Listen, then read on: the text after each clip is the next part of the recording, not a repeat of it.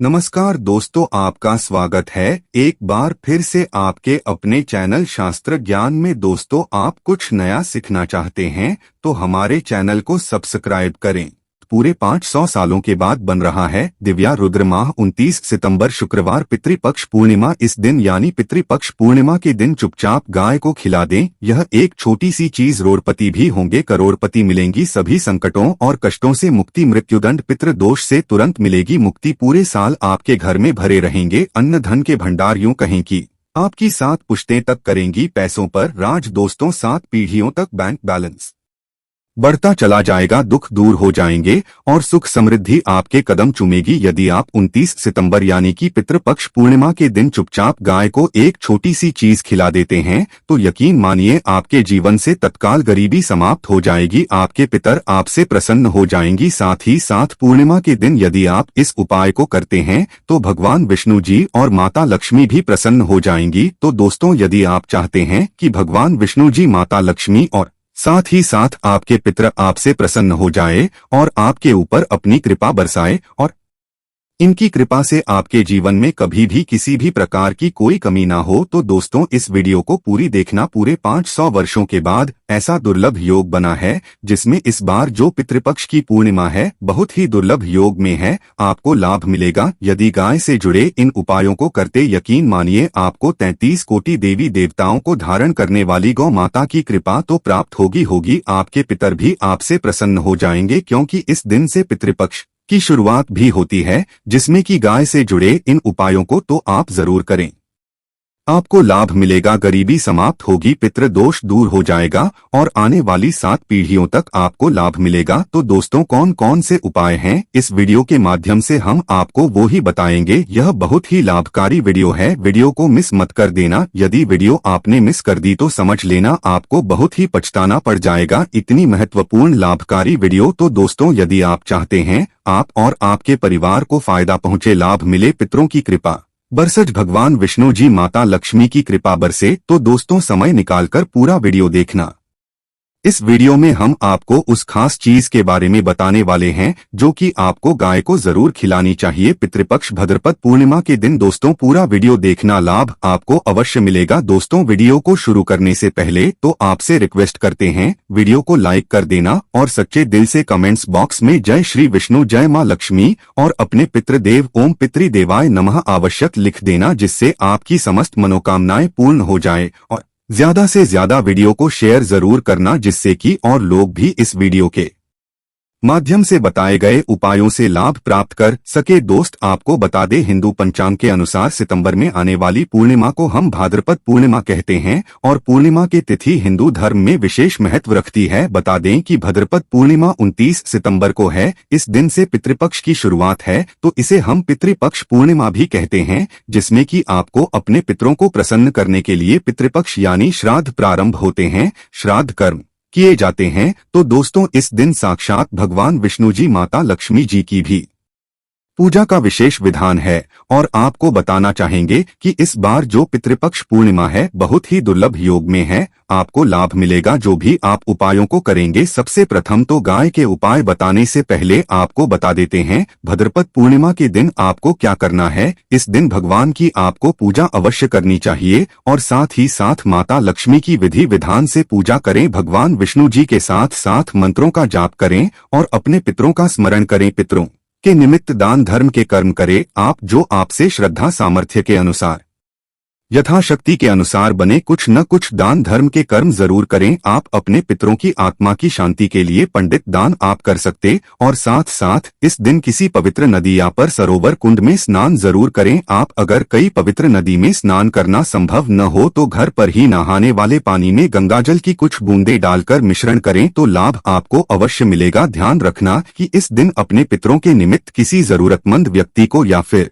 ब्राह्मण को अन्न धन वस्त्र कुछ ना कुछ जरूर दान करें, जिससे आपके पितृ प्रसन्न हो जाएं और आपके पितरों की आपके ऊपर कृपा बरसे। ध्यान रखना, यदि आपके पितर आपसे प्रसन्न हैं, तो आपको सफलता प्राप्त करने से कोई नहीं रोक सकता। तो दोस्तों, पितरों को प्रसन्न करने के लिए आपको कुछ न कुछ दान धर्म के क्रम शुरू करने चाहिए। और दोस्तों, अब बात करें कि गाय से जुड़े कौन कौन से उपाय आपको इस दिन यानी पितृपक्ष भाद्रपद पूर्णिमा के दिन जरूर करने चाहिए, जिससे कि आपके पितृ आपसे प्रसन्न हो जाए। भगवान विष्णु जी मतलब लक्ष्मी आपसे प्रसन्न रहें और आने वाली 7 पीढ़ियों तक कोई कमी ना हो। बैंक बैलेंस बढ़ता चला जाएगा, समस्त कष्ट दुख दूर हो जाएंगे। किसी भी प्रकार के बड़े से बड़े कष्ट है वे भी दूर हो जाते हैं। सुख आपके पास आएगा। हम सुनते हैं, सुबह यदि आप गाय से जुड़े उपायों को करते हैं पूर्णिमा के दिन, जो कि पितृपक्ष के 29 तारीख को, चलिए शुरू करते हैं। गाय से जुड़ी कौन कौन से महत्वपूर्ण उपाय है। दोस्तों, सनातन परंपरा में गाय गंगा और गायत्री का बहुत ज्यादा धार्मिक महत्व है। मान्यता है कि गौ माता के शरीर पर 33 कोटि देवी देवताओं का वास होता है।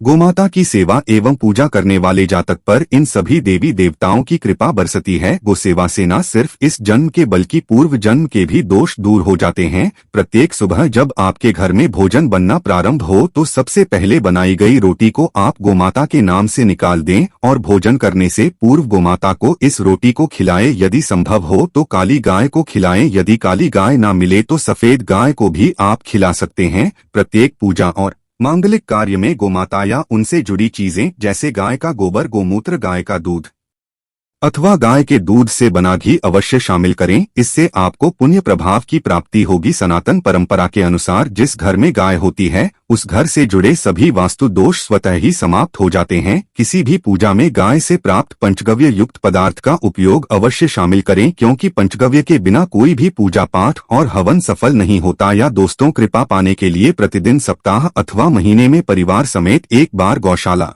जाने का नियम जरूर बनाएं और वहां गायों को हरा चारा जरूर खिलाएं। इससे आपको शुभ फलों की प्राप्ति होगी और साथ ही साथ गौ सेवा और गोपूजा से 9 ग्रह शांत हो जाते हैं और इनसे जुड़े दोषों का निदान होगा। गर्मियों में गोमाता को पानी पिलाएं और सर्दी में गोमाता को गुड़ अवश्य खिलाएं। ध्यान रखें, गर्मियों में गाय को गुड़ ना खिलाएं। अनेक देवी देवताओं को अपने शरीर पर धारण करने वाली गोमाता से जुड़े कई शुभ और अशुभ संकेत भी होते हैं। मसलन, गाय का दूध दुहते समय यदि गाय ठोकर मार दे और सारा दूध बिखर जाए तो अपशगुन होता है। यदि कोई यात्रा पर निकल रहा हो और गाय अपने बछड़े को दूध पिलाती सामने आ जाए तो निश्चित रूप से जिस यात्रा के लिए आप निकले हैं वो यात्रा आपके लिए अवश्य सफल होगी और वह काम जिसके लिए आप निकले हैं वो अवश्य ही पूर्ण होगा। यात्रा पर जाते समय बाईं ओर गाय की आवाज आना और रात्रि में गाय की हुंकार करना भी शुभ होता है। दोस्तों, साथ ही साथ गाय के साथ आप भूलकर भी ये काम ना करें, अन्यथा मिलता है घोर नरक और जीवन भर की परेशानियां। दोस्तों, गाय को राष्ट्रीय पशु बनाए जाने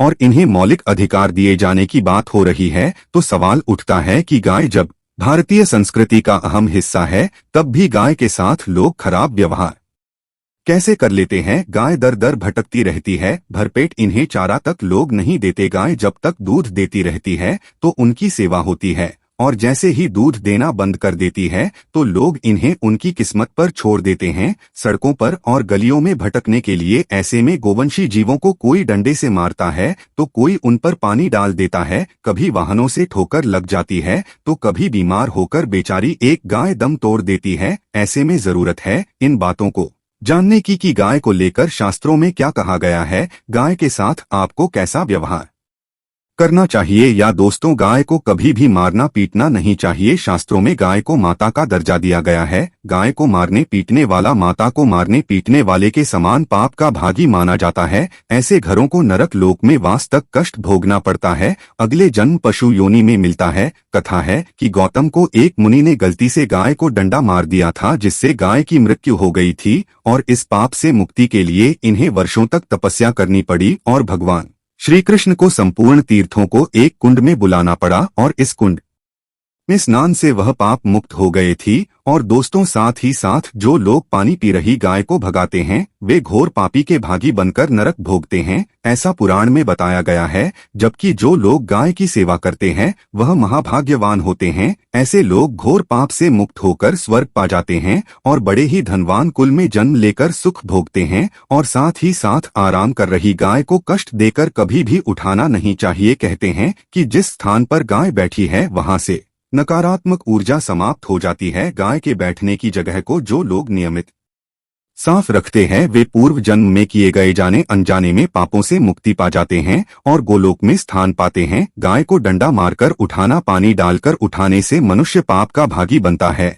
और अगले जन्म में उसे दर दर भटकना पड़ता है। और साथ ही साथ शास्त्रों में बताया गया है कि गाय का दूध उसके बछड़े के लिए होता है। गाय के बछड़े से बचा हुआ दूध ही मनुष्य को लेना चाहिए, लेकिन कुछ लोग एक बार गाय को दूध लेने के बाद फिर से बछड़े के लिए बचा हुआ दूध लेते हैं। ऐसा करना घोर पाप कहा जाता है। ऐसे दूध को दुहाने वाला और ग्रहण करने वाला दोनों ही पाप की भागी बन जाते हैं। दोस्तों, साथ ही साथ शास्त्रों में कहा गया है कि गोवंश यानी गाय और बैल के पीठ पर नहीं बैठना चाहिए। इनके पीठ पर बैठने से महापाप लगता है। ऐसे लोगों को नरक की यातना भुगतनी पड़ती है। एकमात्र महादेव के अंश के उत्पन्न नंदी ही गोवंशी है, जिस पर स्वयं महादेव और महादेवी सवारी करती है, क्योंकि नंदी ने स्वयं अपनी इच्छा से महादेव की सवारी बनना स्वीकार किया था। और साथ ही साथ शास्त्रों में गाय के दान को बहुत ही महत्व दिया गया है, लेकिन ऐसी गाय का दान कभी नहीं करना चाहिए जो बूढ़ी और बीमार हो। कठोपनिषद में नचिकेता की कथा भी इस संदर्भ में है